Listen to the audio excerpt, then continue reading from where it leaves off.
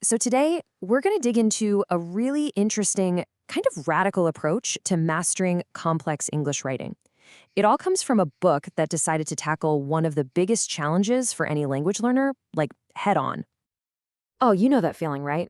You've got the words, some basic phrases, but when you actually have to write something new, your brain just goes blank. It's that classic blank page problem. And the method we're looking at today is designed to solve exactly that. You see, the real trick isn't just about knowing a bunch of words. It's about the structure. It's the architecture of a good sentence. How do you go from something simple like, the dog is happy, to expressing these really complex, nuanced ideas and still have perfect grammar? It feels like you're trying to build a skyscraper with no blueprint. So, where do you get that blueprint? Well, this book, Smart Freehand Writing, suggests a pretty wild idea. You don't start by building it all. You start by taking perfectly good sentences and breaking them down to see what makes them tick. All right, so let's jump right into the first step. And honestly, this is the most important one. It's all about finding the absolute heart of any sentence, no matter how complicated it looks on the surface. Okay, so the very first thing this book teaches you is to just ignore all the noise. Take a complex sentence like this one here. In English, it's the amount of arsenic in water in many areas of the village is more than the normal level. Whoa. The method says just strip all that away and find two things, the subject and the verb. What's it really about? The amount of arsenic. And what's it doing? It is, boom, that's it. That's the core. Everything else is just detail built around that simple fact. And that is the beauty of this. It's so simple. Instead of some dense, complicated grammar definition, the book gives you a simple tool. To find the subject, you just ask who or what is doing the thing. So for our arsenic sentence, you'd ask, hey, what is more than the normal level? The answer is your subject, the amount of arsenic. It's direct, it's simple, and it's incredibly effective. Okay, so once you've got that solid foundation, that simple subject-verb core, then you can start rebuilding. Let's move on to how the book systematically stacks on layers of complexity using these really clear, methodical rules. So here's just a little taste from a chapter all about subject-verb agreement.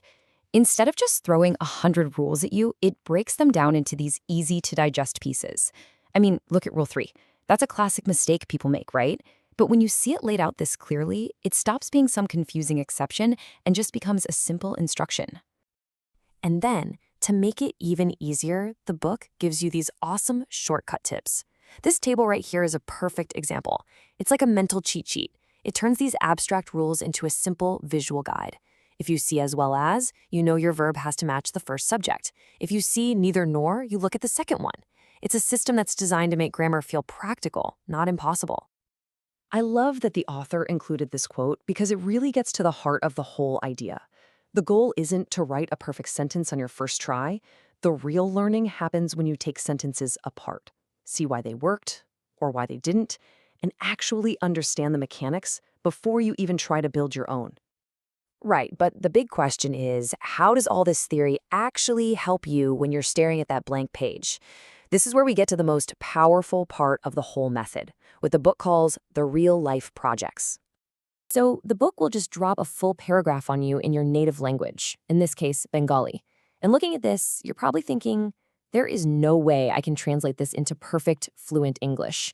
It feels like that blank page problem all over again, but even more intimidating. But then the method kicks in. It doesn't ask you to do the whole thing at once. Nope, it breaks it down sentence by sentence. For this first one, it gives you the translation. And then, and this is the important part, it explains why it works. It points out that early rising is a gerund, which connects right back to one of those rules we saw just a minute ago.